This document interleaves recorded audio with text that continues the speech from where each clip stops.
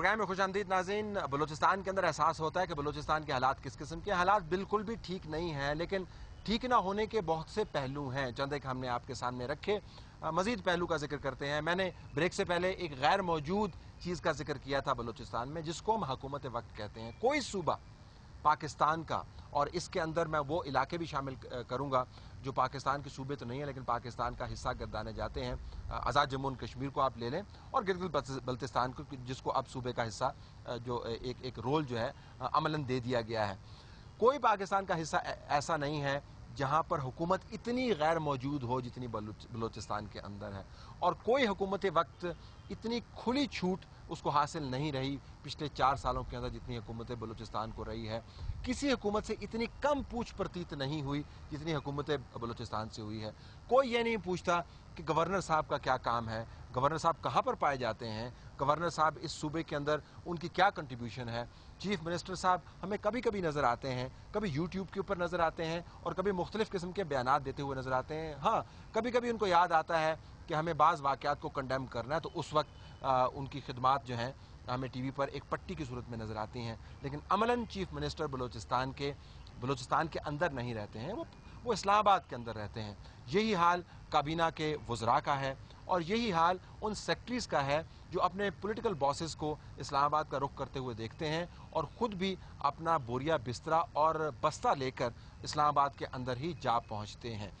बलूचिस्तान के अंदर कोई हुकूमत नहीं है। सूबाई असम्बली के अंदर अपोजिशन ना होने के बराबर है। सूबाई असम्बली मुकम्मल तौर पर मादर पिदर आज़ाद है।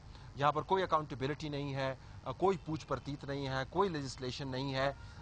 इतने बड़े सूबे के अंदर इतनी गैर मौजूद हुकूमत वही नतीजा निकाल सकती है जो बलूचिस्तान में आपको नज़र आएगा।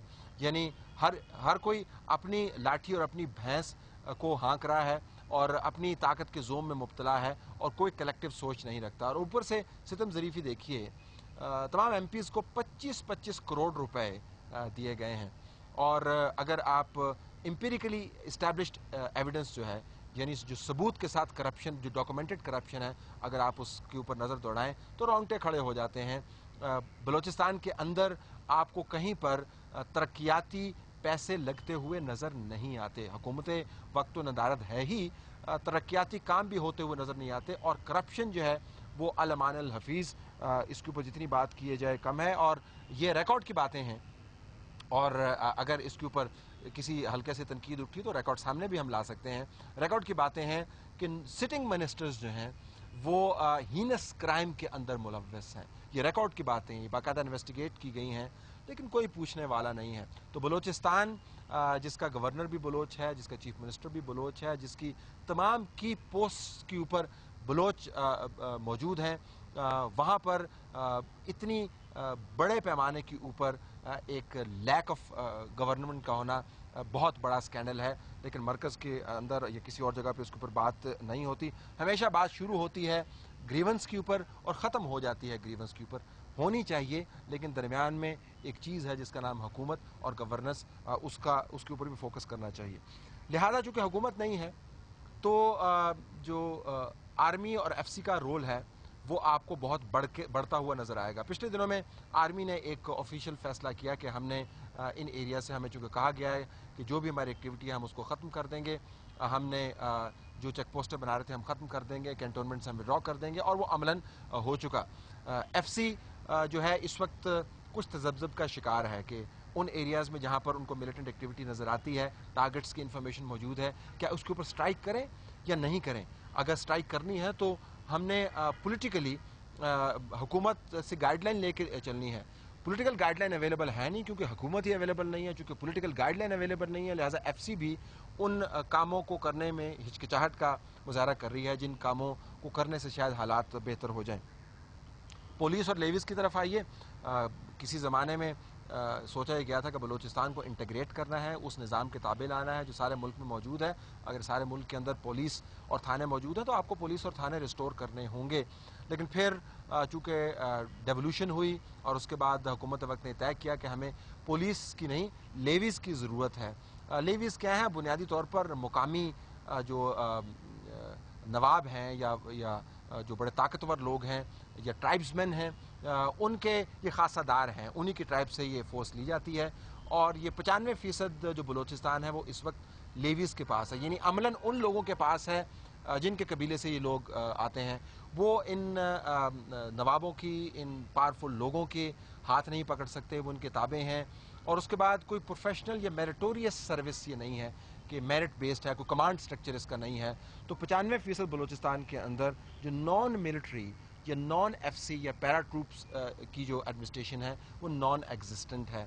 جس صوبے کے اندر حکومت ندارد ہو، جو 95% لیویز کے پاس ہو، جہاں سے آرمی یہ کہہ چکی ہو کہ چونکہ پولیٹیکل حکومت نے ہمیں کہا ہم وڈرا کر رہے ہیں اور ایف سی جو ہے وہ حکومت وقت کے آرڈرز کا انتظار کر رہی ہو، وہاں پر لا اینڈ آرڈر کی صورتحال کیا ہوگی آپ خود بہتر اندازہ لگا سکتے ہیں اور یہ بہت بڑا ایشو ہے۔ اس کے ساتھ ساتھ ہمیں یہ بات مینشن کرنی چاہیے کہ اکبر بگٹی کے قتل کے بعد جو ماورائے آئین اور ماورائے قانون تھا اور جس کے مقدمات جو ہیں وہ چل رہے ہیں اور جس کے اوپر تادیبی کارروائی ہونی چاہیے، ہم نے پہلے بھی اسٹینڈ لیا اور ہمارا اسٹینڈ بڑا کنسسٹنٹ ہے کہ اکبر بگٹی نے اگر ریاست کے خلاف کوئی کام کیا تھا تو اس کے لیے ریاست کے قانون کو انفورس کرنا چاہیے تھا۔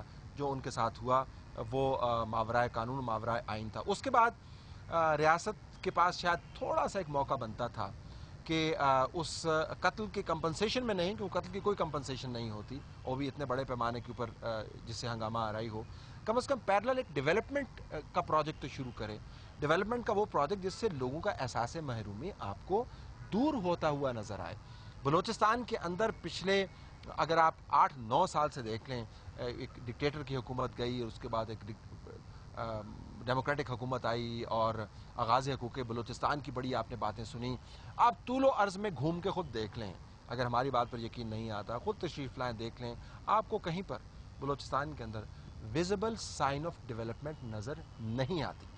اب کاغذوں کے اوپر یا پرائم منسٹر یوسف رضا گیلانی کے دوروں کے ساتھ جو بیانات نتی ہیں ان کے اوپر آپ کو جائیں تو لگے گا کہ بلوچستان میں اگر دودھ و شہد کی نہریں نہیں تو کم سے کم پانی کی نہر کہیں پر ضرور بہہ رہی ہے، پانی کی نہر بھی کہیں نہیں بہہ رہی۔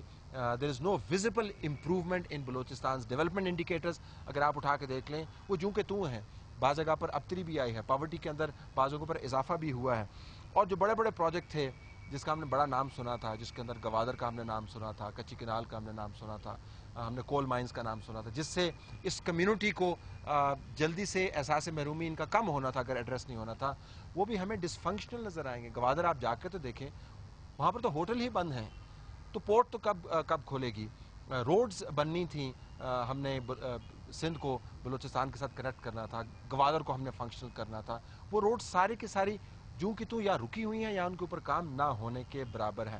بلوچستان کے اندر بہت بڑا پرسسٹنٹ چیلنج ہے کہ یہاں کے لوگوں کا احساس محرومی ایڈریس کرنے کے لیے حکومت وقت نے کوئی لایا عمل نہیں بنایا۔ اس کے بعد ناظرین میں بات کروں گا 2 اہم ایشوز کی اور پھر پروگرام کو کلوز کریں گے۔ عمومی جائزہ ہم آپ کے سامنے پیش کر رہے ہیں بلوچستان کی صورتحال کا۔